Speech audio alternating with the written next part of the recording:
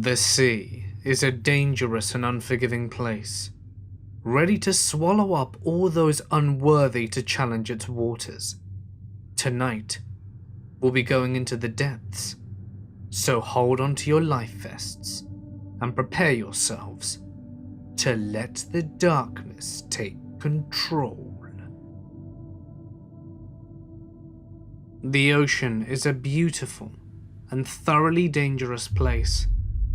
I learnt this the year of my 21st birthday while serving aboard a frigate in the United States Navy.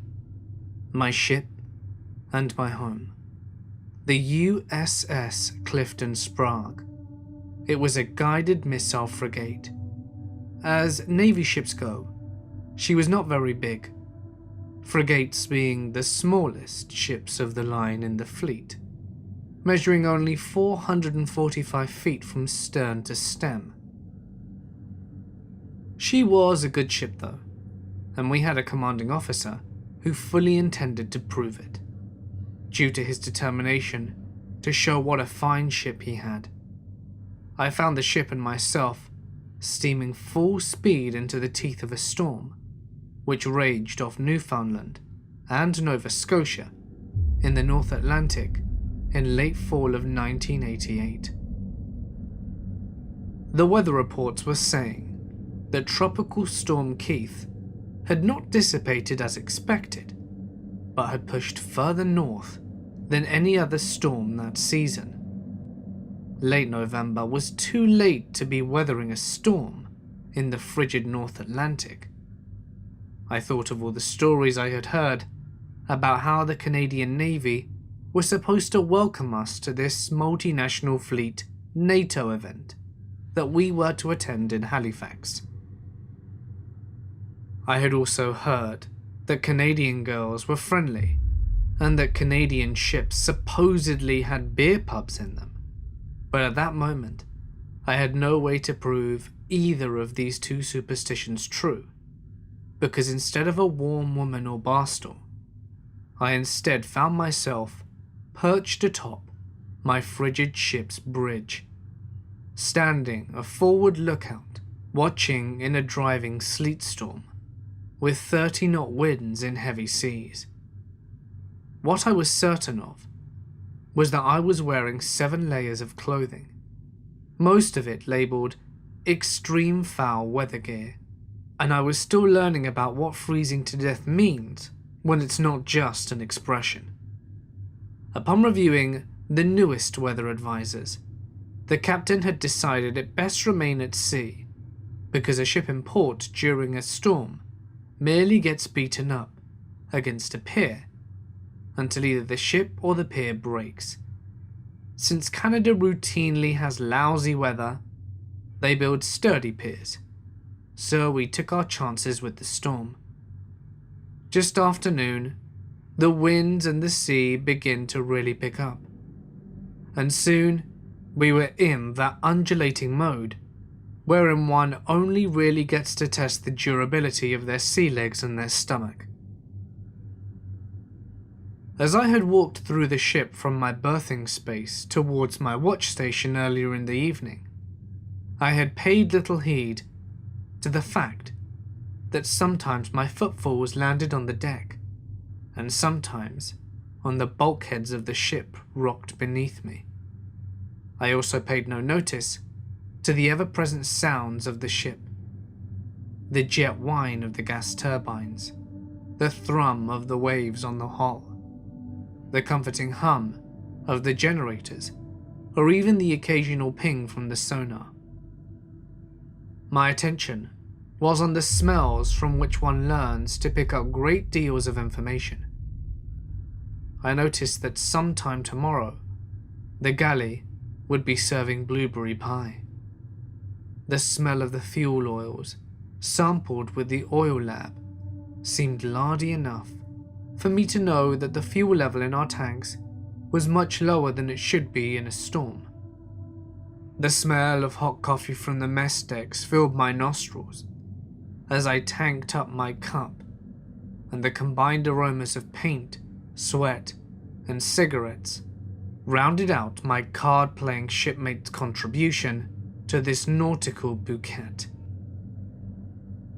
I wall-walked the rest of the ladders, and a passage towards the bridge through the warm, welcoming, almost uterine interior of the ship.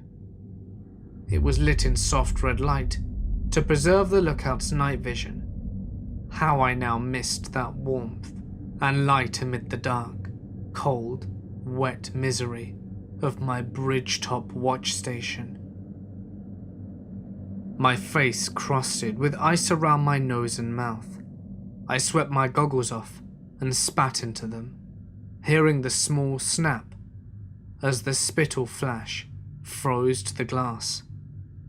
I quickly tried to rub it around before it froze too solid, then disgustedly jammed the things on top of my head between my scalp and parka hood, where they might warm a bit. I knew my vision wouldn't last long without them, in the most inhospitable of environments. The sea rolled like a great grey blanket, being shaken out onto an even greater bed, usually appearing solidly black as night. Now every wavy surface seemed to be alive with foamy phosphorescence, so great was the sea state. The distance between the crest of a wave and its adjacent trough was easily 35 to 40 feet. I had never seen 40-foot waves at sea before, and I wished that I had saved that first time for a ship a bit more substantial than the tin can I called home. I had only been going to sea with our Navy for a little over a year at that point, but I was well aware that the floor of the North Atlantic was profusely littered with rotted and rusting monuments to mankind's hubris. As I pondered this, squinting through salt-frozen lashes at the glowing and roaring wave tops, the sea looked and sounded to me like nothing more than a great grinder, ready to pulverize me ship and all. It was at that moment that directly ahead of the ship, a brilliant stroke of lightning struck down into the wave. But this was not just any wave. Mariners call them rogue waves. This wave, larger than any around it, towered 50 feet higher than our main deck. This wave was a killer. Time stood still. Framed in that bolt of lightning, which seemed to claw its way down into the sea, forking and branching and turning that monstrous wave into a giant mountain of emerald and jade with its glowing striations. In an instant, its horrible beauty was gone, forever burned into my memory, but lost into my retinas, and replaced with after-image blindness. I smelled the ozone from the lightning. I screamed, "Rogue wave, death ahead," into my comm, but the bridge crew had seen it as well. Who could miss a giant, glowing, green mountain, which was about to fall on you? I was blinded, but through the soles of my boots, I felt the sensation you get at the beach when an incoming wave pulls the water from under your sandy feet towards the sea. Except this was a lot bigger than a beach wave, and I felt the deck drop out from under my feet as millions of tons of water rushed to feed the behemoth. The ship practically fell into the wave bow on, and as she ploughed in, the wave broke over where I stood, 3 stories up from the main deck. If not for my safety strap, I would have been lost, as over 100 feet of bow forwards of the superstructure speared into that wave. And when the green water broke over the windbreak, it was like colliding with a wall. The hull rang from the impact.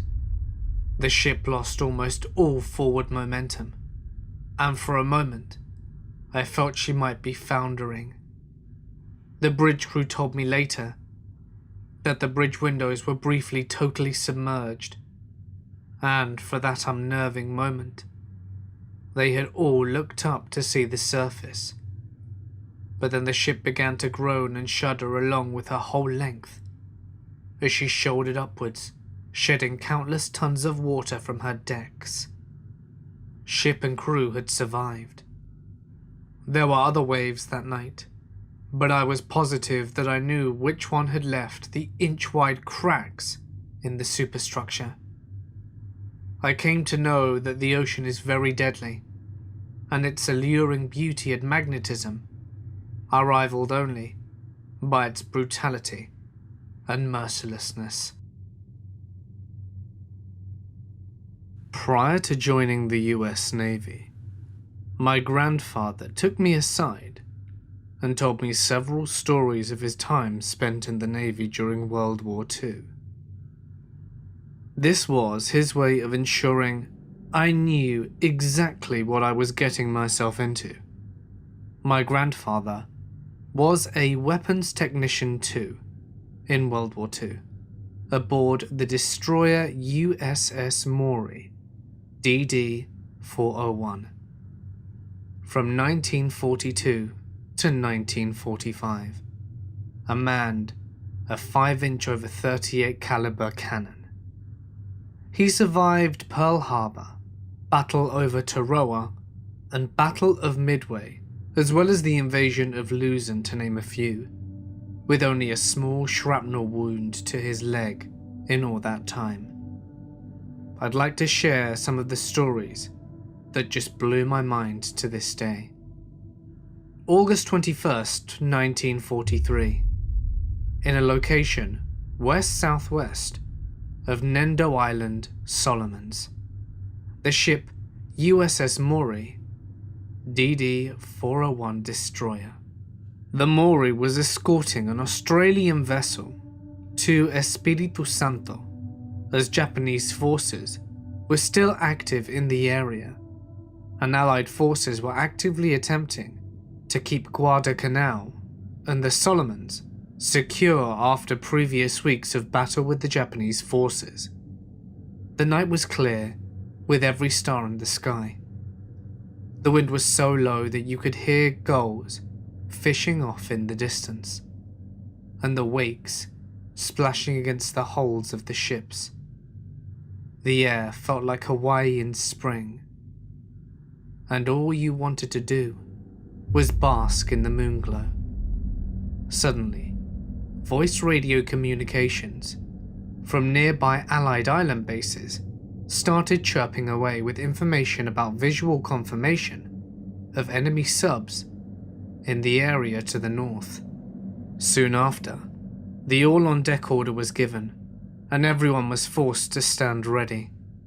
A team was assigned light patrol, and they began panning around looking for subs. Not more than 2 hours go by, with no visual contact made. They are finally given the order to stand down and return to shut-eye duty. Before daybreak, contacts from Nendo Island start coming on voice comms, warning that potentials are flying around in the area just 5 miles south of Maury's escort position. Already worried that they may have been targeted by Japanese subs from their bow, they now have to contend with a potential aerial assault, and everyone is called to stand ready once more. Engines are killed, emergency lights activated, and orders given to kill all lights. My grandfather, manning his light, is immediately ordered to put the candle out, and pushes the searchlight straight down into the water, turning it off. When they finally stop moving, the crew can hear the low-tone humming of several planes passing parallel to their position. Everyone holds their breath and pretends to pretty much not exist, hoping the enemy doesn't make visual contact with the ship.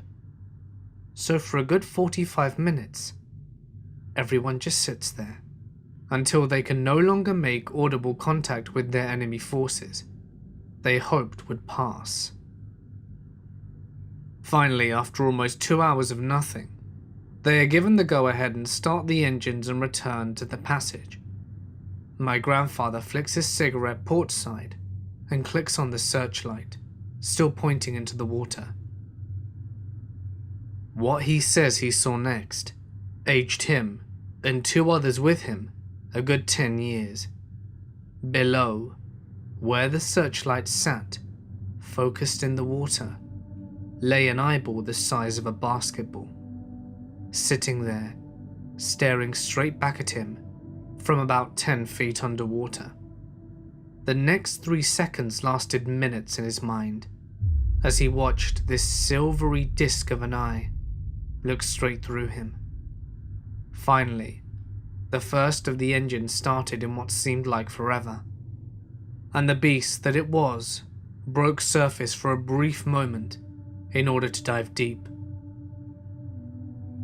Even before people acknowledged giant squids existed, before they were even caught on camera, my grandfather believed because he had seen one within 20 feet of his face.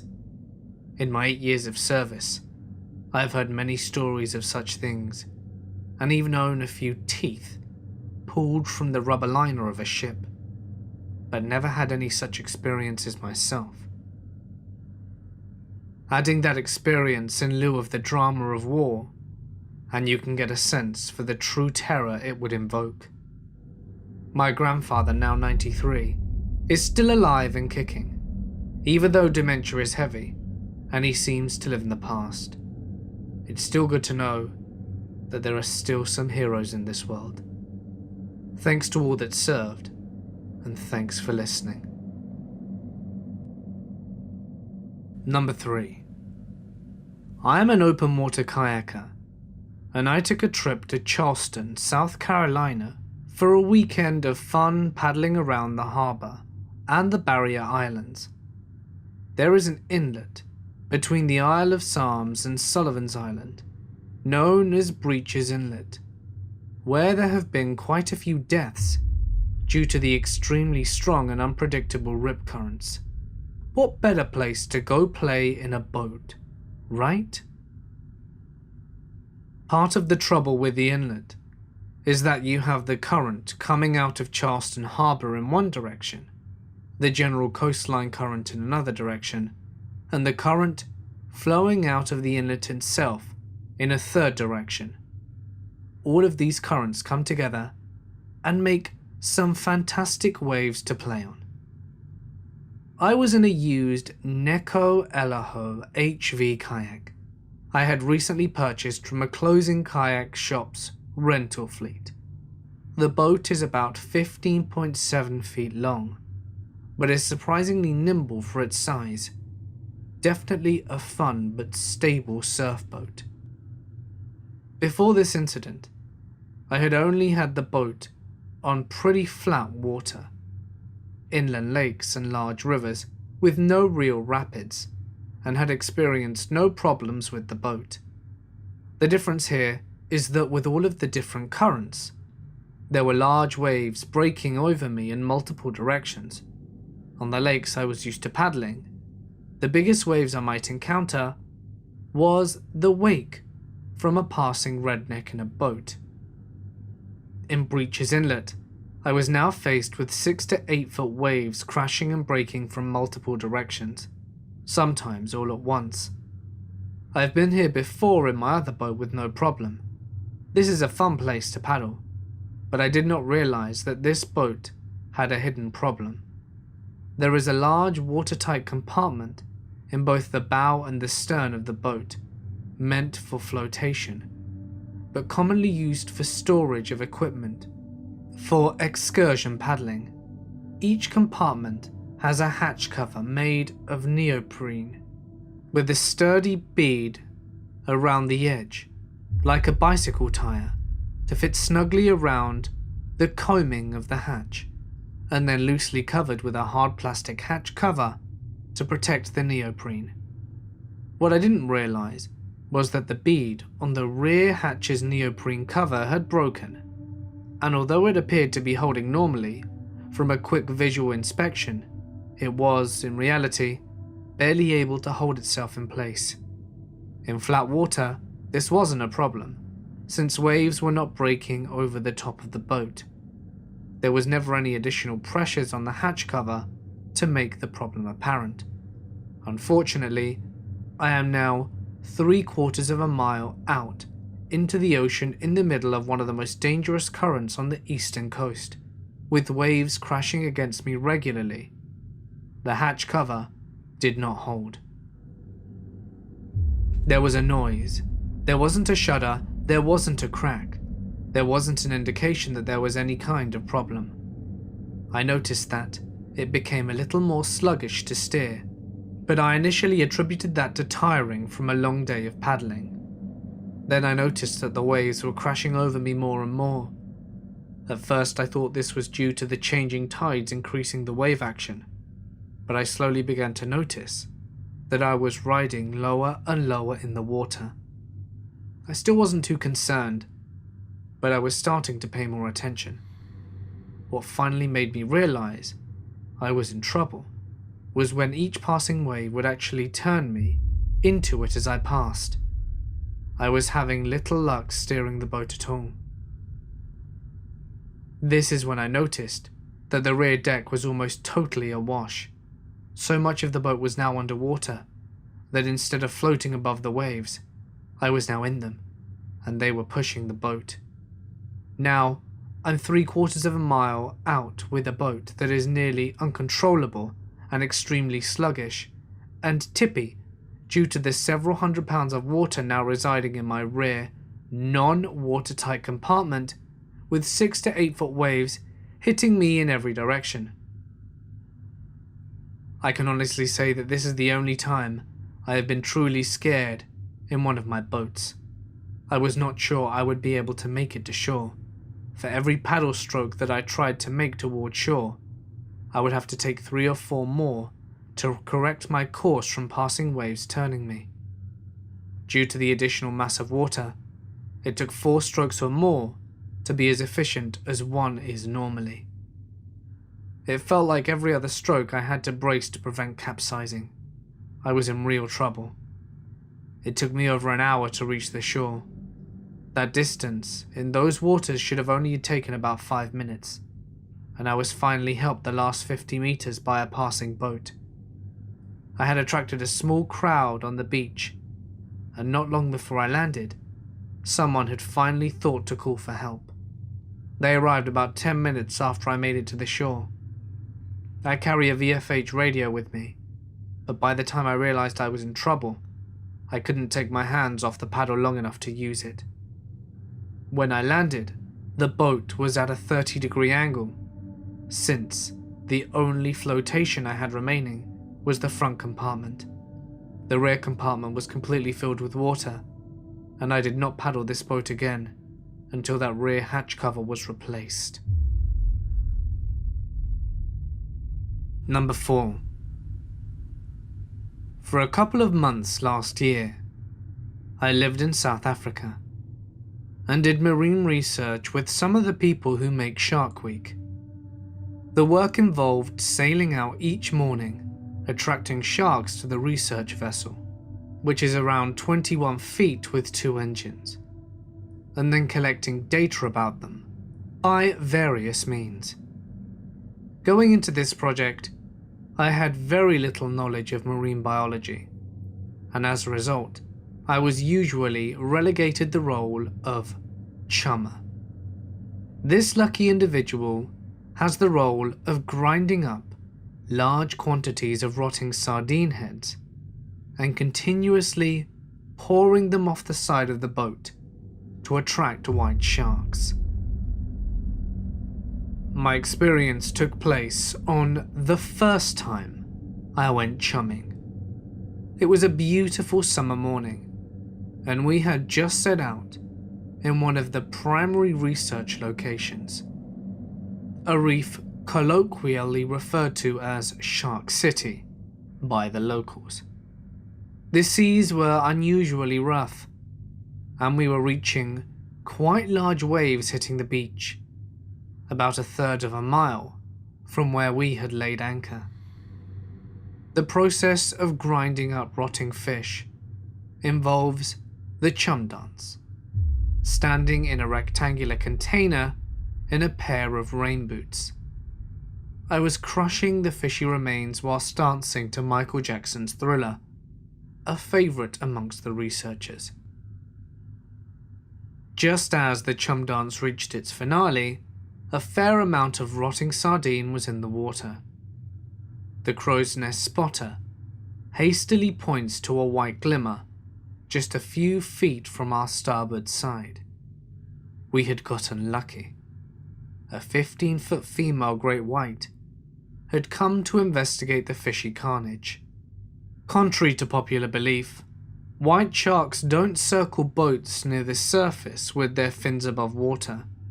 They are indeed ambush hunters, swimming in sporadic patterns around prey, diving to depths below sight, and then eventually striking in a rush from below.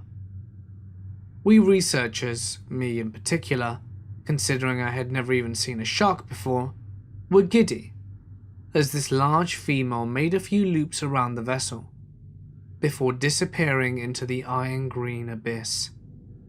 About a minute later, as I was peering off the side, still standing in the chum container, I noticed that the jovial South African laughter behind me had abruptly stopped. I turned around to see a large wave, about 10 to 15 feet, coming in quickly on our broad side. In the few seconds before adrenaline set in, I remember seeing the wall of water crashing over me, spinning, floating. I had been flung overboard by the freak wave. Dear listeners, at this point in the story you must consider who I was at the time. A jet-lagged, somewhat nerdy, skinny American teenage boy, outside the USA for the first time. There I was, floating in the South African Sea, a couple thousand miles from home, in a cloud of rotting sardine matter. Ah yes, the chum container had been flung off the boat with me, with a 15-foot great white shark swimming probably a few yards below. I have very little memory of the next few seconds, a mind clouded by adrenaline. My salvation came in the form of a large arm that pulled me back aboard the boat, which had luckily not capsized. Oh, what a joyous breath of salty ocean air I breathed then. I can think of a few good things that came out of that sharky episode. For one, it accelerated my getting to know the researchers who, presumably, as a result of our mutual peril, welcomed me with open arms for the rest of my time in Africa. The large shark, which has been seen regularly to this day in Shark City, was named after me. Finally, this experience gave me the opportunity to share this notice with you all. Sharks are incredible creatures. They should be respected, admired, and protected. I'm not going to tell you that they should be feared. They definitely should be, to a healthy extent. However, when you consider how many people are killed each year in shark attacks, versus how many sharks are slaughtered for sport, trophies, or fins, you realize that we are indeed the greater threat to them than they are to us. You've probably heard all of this before, but I think it's still worth it to say. Number 5. A couple of years ago, I was sailing on a ship that maneuvered offshore with pipeline that ran to shore about half a mile off. As the ship was unhooking from the pipe, the line that was used to haul the pipe to the ship connection got wrapped around a person's leg and sucked him through the rails. He fell about 30 feet into freezing water, and the general alarm sounded for a man overboard, which woke me up at around 5. I woke up all confused to find everyone frantically running around on deck. Once I realized it was no drill, I ran to the starboard side, and there were around 3 life rings in the water, and one was around 3 feet from the guy, but he couldn't reach it. He had a work vest on that was keeping him afloat. Hypothermia had set in, and he was moving slow and was yelling for help. At this point it was clear he wasn't grabbing the life rings, so half the crew and I ran over to the rescue boat to unhook it, while the other half tried getting him on the ship. It seemed like it took forever to get the rescue boat down. The hold down straps were rusted and took a bit to get off. The cover was still on the boat, and it was a bitch to get off, and the hoist is the slowest hoist, which seemed to take 10 minutes to finally get into the water. Finally, we get 2 guys in the rescue boat, in the water, and let the bow line off, and then the rescue boat engine cuts out. Luckily, it started right up again. At that point, I ran back to the starboard side, and everyone was yelling, "Where is he?" One of the mates said, "We had him on the ladder, but his leg is still caught in that line. We couldn't get it free, and he got sucked under the ship." At this point, everyone seemed to go silent. I looked down and saw the guy's boot float by. The next guy came to me and said, "He's gone." After a few nerve-wracking seconds, the crew in the rescue boat radioed that they found the guy bobbing in the water face down and still attached to the hoist line. He was unconscious and not breathing. At this point, the rescue crew tried pulling the guy on board, and with the swell of the sea and the way the boat hit his chest, made him spit up water and come to. The radio crew radioed back that he was conscious. The line was removed from his leg, and he was pulled fully onto the boat. The boat headed straight to shore where the beach crew and an ambulance were waiting. They were able to get the guy some coats and put them on him, and he was conscious enough to understand what was going on but not to speak. The ambulance took him, where he was sent to the ER for hypothermia and drowning. The guy's life vest saved his life in more ways than one. It kept him afloat and kept him visible. I say it kept him visible because if you blinked and he didn't have a life vest on, you would have never seen him again. Things luckily didn't result in a death, but easily could have, due to the temperature of water, visibility, equipment failure, and reaction time. This is the scariest thing that has ever happened to me while sailing, and the look of terror on the guy's face is still with me, and the feeling of utter hopelessness to help, even though he was a mere few feet from the ship.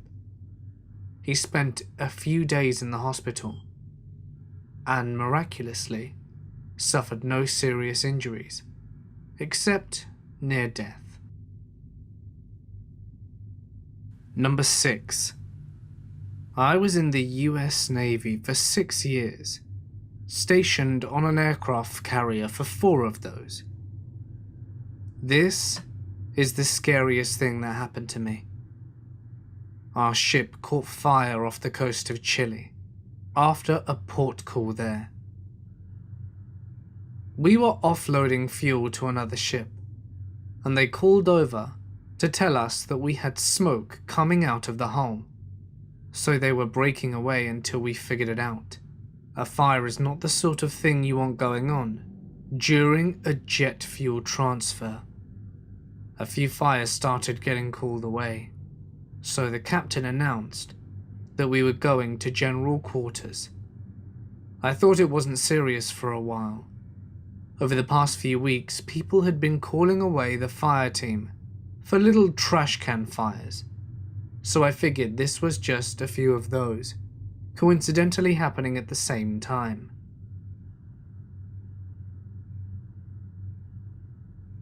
After about an hour, I realized that we were still at general quarters. and the announcements were pretty intense. I saw a few people running past, and apparently, there was a fire that started in the ventilation ducts and had spread all throughout the ship. I offered help and just started running SCBA breathing tanks back and forth to the refuel stations so the firefighters could keep fighting the fire. We had 4 crewmen that had been trapped at one point, and we had to cut through a bulkhead or an internal wall to get them out. In the end, the worst injuries were just second-degree burns and heat exhaustion. We lost one of the reactors and a lot of office equipment. We limped up to San Diego and were there for 3 months because the repairs were so extensive. After everything was done, I read the report, and based on what I know about the events of that day, it turns out we were a hair away from losing the ship. We had 1 reactor remaining to power the ship, and some of the cabling to the emergency diesel generators had melted, meaning they wouldn't have received a start signal if the other reactor failed, meaning we may not have had enough power to finish fighting the fires. It was a really close call, because we almost lost the reactor a few times. It was down to 2 coolant loops, which is not a very good place for those reactors to be. The fire started because some people were keeping oily rags in a ventilation room and used that room as a smoke pit. Idiots. Number 7. In 2008, my wife and I left California on a 40-foot sailboat, intending to sail as far west as we could. We spent weeks at a time, without contact from another human being. Shortwave radio was often our only link to civilization, and eventually, we were too south for even that. We passed New Caledonia, and we didn't know what to expect as we approached Australia in the 3rd year of our tour. Of course, the Great Barrier Reef was on our charts, but we were sticking to shipping lanes to avoid grounding. So I was stunned when I took watch one calm morning and noticed a dark brown shape below the horizon. To the west and south seemed to be a massive sandbar or island that had risen out of nowhere. The sea was calm and the winds so light we cranked the engine and motored the last mile to this uncharted barrier. As we got closer, it became clear that it fortunately wasn't above the surface, but it looked like a brown reef, or mass of log that was only a few inches below the surface. But how could a reef so massive not exist on any chart? We swerved right, and looking for channels or breaks in the bar, but our depth sounder stayed pegged, so we had nothing to guide us through. We had no way of asking anyone whether it was safe to proceed, so when the reef no longer had any gaps to aim for, we tentatively poked the bow into it, with the engine in neutral. No grinding, no shudder, just silence as the reef enveloped us, and our finicky depth sounder still stared back at us blankly. So I ran to the transom, intending to pull on a mask and look below, but then I saw it was just a brownish tint in the water, some chemical or brown oil.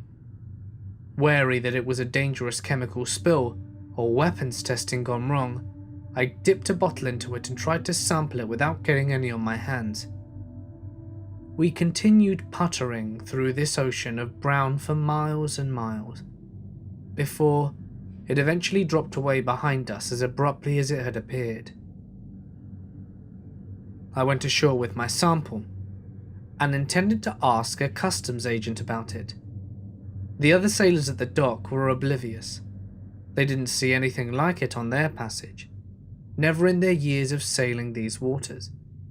But luckily, a wizened old man at the docks set me straight before I went insane with conspiracy theories.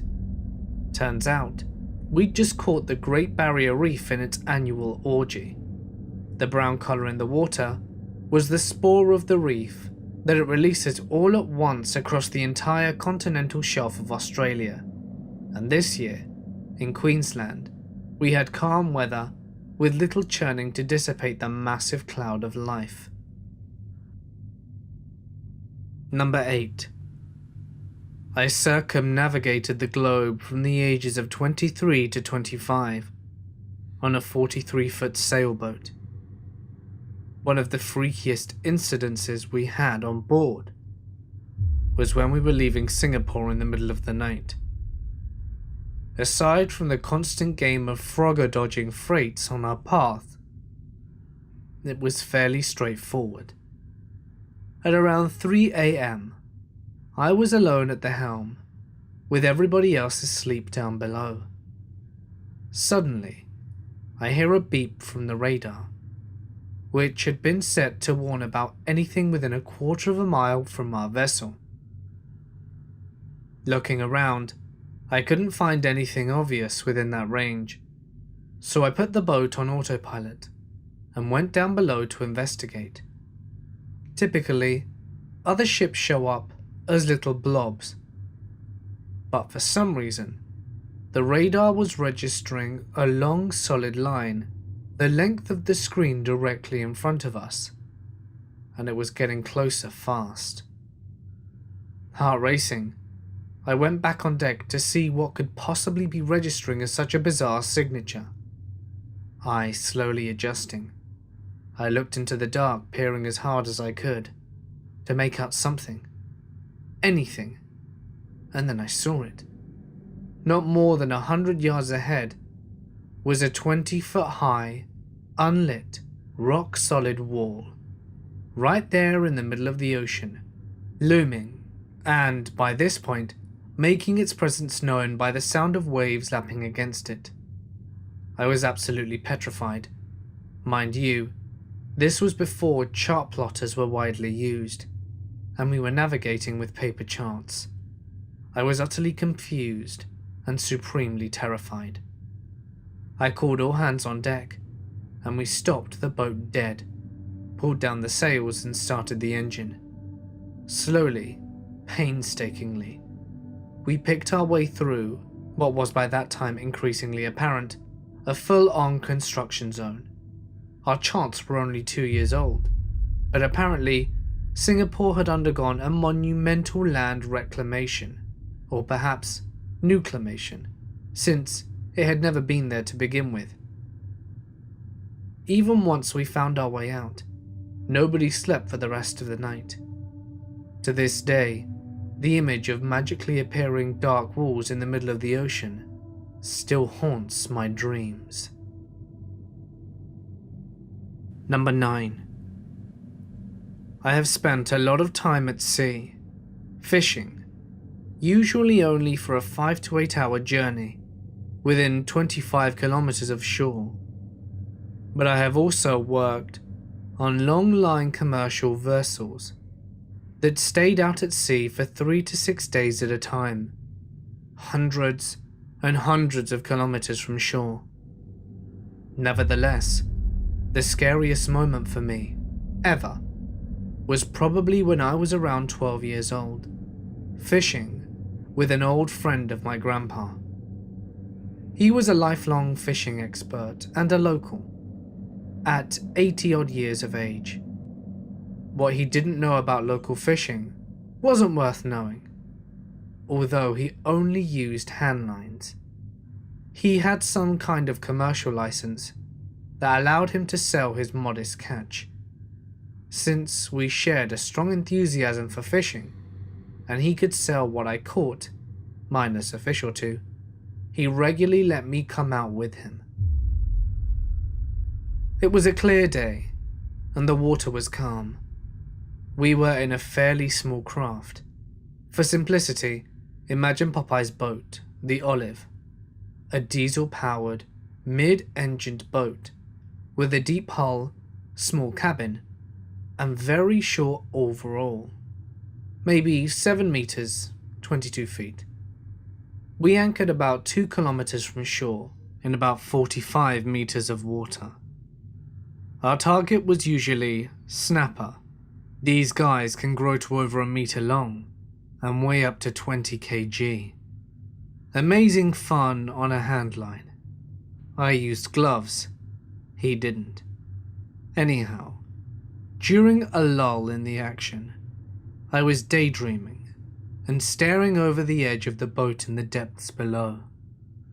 It took me a moment to register when I realized a large shape passed under me. It was deep enough that I had only got an outline and sense of movement. I paused and stared. What had I just seen? Then the tail passed. My heart stopped. My blood turned to ice. I realized I had been staring down onto the back of an animal so large that I had temporarily thought it wasn't actually there. It was so large that my mind had time to run through a series of processes before I realized something was still passing me, and there goes its tail. Roy? I think I just saw a shark, I stammered. Of course, this was not unusual, and we regularly pulled them on board. But there must have been some extra information etched on my face that he registered. I was probably as white as a ghost. So Roy gets up and starts looking around. For a minute, there was nothing to be seen. We took turns looking over each side of the boat. And there it was, a real-life monster. An enormous 7-meter great white shark. I can still recall the feeling of 12-year-old horror. It looked up at me. It saw me. Its face and head were covered in scars, and there were many old injuries all over the entirety of its body. For me, nothing I have experienced since can compare to the eye-to-eye encounter for sheer terror. It passed under the boat again. My panic was escalating. In what seemed like an instant, the old man Roy was raising the anchor.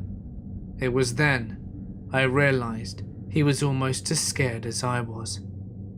My bladder almost let go. How could he be scared? We are safe, aren't we, Roy? It can't get us up here, right? That is the one that rams boats, boy. And I can't swim. Now, as an adult, I understand that a shark would have a hard time capsizing such a vessel.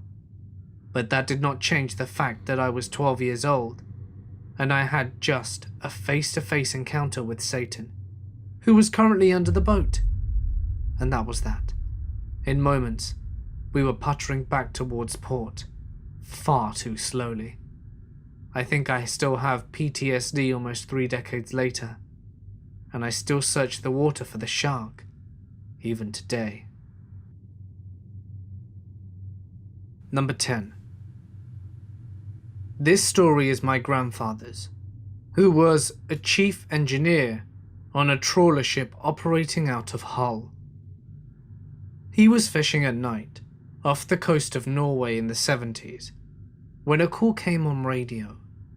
Worth noting, it was an open secret that all the radio operators on the trawlers worked for the government and also had sonar equipment to listen for USSR subs, to evacuate an 100-mile area, and if the trawlers could not get their nets up in time, to get the hell out of there, or they should just cut them free, which was very expensive to do when you have dozens of miles of nets out in the water.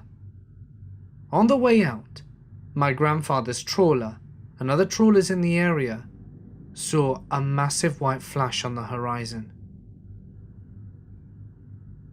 After returning to Hull, it was discovered that a ship called the Gaul had never returned and had lost all radio contact around the time of the flash.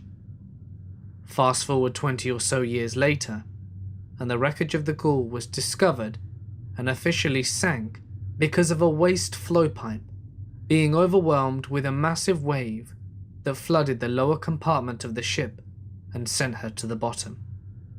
Rather interestingly, there were no human remains found on or near the ship, nor any equipment, food, bedding, etc., and all the windows had been blown outwards, along with the hole about 3 meters across through the middle of the ship, with all the metalwork being twisted upwards towards the sky.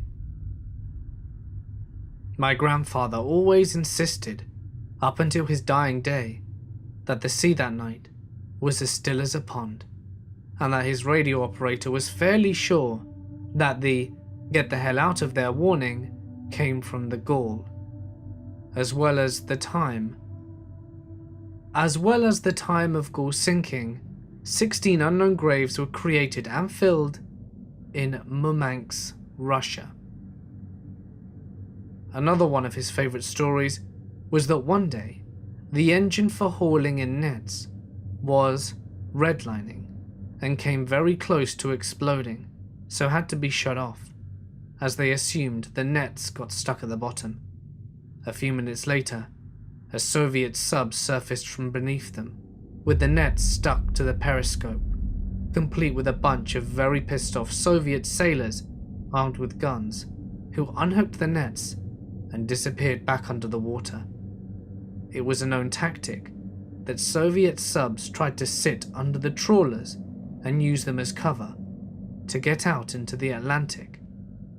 Hence a lot of the ships having government-paid radio operators on board. Bonus story. My wife and I were honeymooning in St. Lucia 8 years ago. The resort we stayed at offered a catamaran cruise to the Pitons. It was great. Free drinks, great scenery, the weather was perfect, and the cruise drops us off at some town to check out the Sulphur volcano and waterfall. The time comes to board for the 3 ride back to the resort. I say to my wife, I really want to sit up by the cargo net at the bow to get the breeze and the spray so we can cool off. Of course, she wants to sit somewhere else. We almost break into a mini argument, and while that was going on, another couple grabs the spot. No big deal. We find a spot a little behind where I wanted to be. About halfway back, some kind of game fish leaps out the sea, through the cargo net, and literally into the lap of the guy of the couple who wound up sitting where we wanted to sit. Everyone is kind of amazed at first. Then the guy starts wrestling with whatever kind of fish it was. I couldn't quite figure out what it was. It all happened kind of quick. It was around 3 to 4 feet long and seemed to be about 40 to 50 pounds. After around 4 to 5 seconds, the fish drops back through the net and this guy's wife starts screaming. Blood is pouring out of this guy's leg. Being pretty much right behind him, I got a good look at the 5-inch gash the fish's fins must have put into him. I could see that fatty looking substance and knew things had gone pretty bad. He managed to get his feet diced up too. The boat had to pull off at the next resort and drop off this couple so he could get immediate medical attention. We could hear the sirens making their way towards us as we shoved off again. And to top it all off, we saw him at the airport when we were leaving about 4 days later, in a wheelchair. Not the way you want to spend your honeymoon, but I was glad he made it through. To this day, I still think that my wife or I should have been the ones in the wheelchair, or worse. Safe to say my wife has won every argument that has taken place since this incident. Hey guys, so here is a second bonus story, just to lighten the mood at the end of the video. I'm pretty sure you'll all like it. Some years ago, when I was 8 years old, my grandfather asked me if I would like to go fishing with him on his little motorboat, a couple of miles offshore in the Atlantic. It was a beautiful clear day, and after getting the green light from my parents, I was buzzing to go. The allure of spending some quality time with my grandfather on crystal clear waters was too good to resist. 8-year-old me was also thrilled with the prospect of catching a fish. I remember brimming with excitement. I had a friend at school who told me how he had caught a huge fish, and I really wanted to outdo him. I truly expected to have incredible luck and catch a whopper to not only impress my grandfather, my friends, but my whole family. All of these thoughts rushed through my mind as we reached the, quite frankly, underwhelming motorboat. So we jumped in, and he gave me the rundown on what we had to do, and of course, the obligatory safety procedure consisting of stay out the water, don't take the life vest off. He revved up the engine, and away we went, jetting through the crystal sea, leaving waves in our wake as we blasted through. It was almost as if we were flying on the waves. The excitement was palpable. When we finally reached a good spot, we threw out a line and waited patiently. I grew frustrated, catching nothing at all in the first hour, and my disappointment was very visible on my 8-year-old face. I got that feeling that told me that I would never catch anything. I'm not sure why. And then I felt a huge disappointment. I wouldn't be able to outdo my friend. My emotions were very clearly visible on my 8-year-old face, and despite the fact that my grandfather had also caught absolutely nothing, he was still very chipper about the whole situation. I suppose this is probably because he was a seasoned fisherman and understood the complexities of fishing, and that patience is probably your greatest asset. However, being 8 years old, this of course didn't resonate with me at all. Once he noticed the onset of prepubescent moodiness, he decided that we should call it a day. So he tried firing up the engine so that we could leave. And no luck, it wouldn't start. After 15 minutes of effort, and cursing the likes of which I've never heard, he undid the clamp holding the motor on and dropped it to the bottom of the ocean. At this very moment, I thought he had signed our death warrants, but he pulled out 2 oars from underneath, and then he started rowing back. Unfortunately though, he popped out a mile offshore, and we were being carried rapidly towards some exposed rocks. I knew for a fact that we were in very serious danger, and that hitting them was almost certain, and that drowning would shortly follow. It was by sheer luck that a large motor yacht approached. I started jumping up and down, screaming for help. Our salvation was nigh.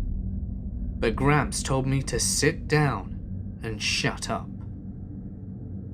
Because apparently, it's the law of the sea that if you ask for help, the person giving you aid claimed your boat. So we waited until they offered help and got towed in. If they'd have waited any longer, I'm sure that boat wouldn't have made it back to shore. We made it back fine, but I'll always remember that as the day I almost drowned because Grandpa was willing to scuttle his motor, but not his boat.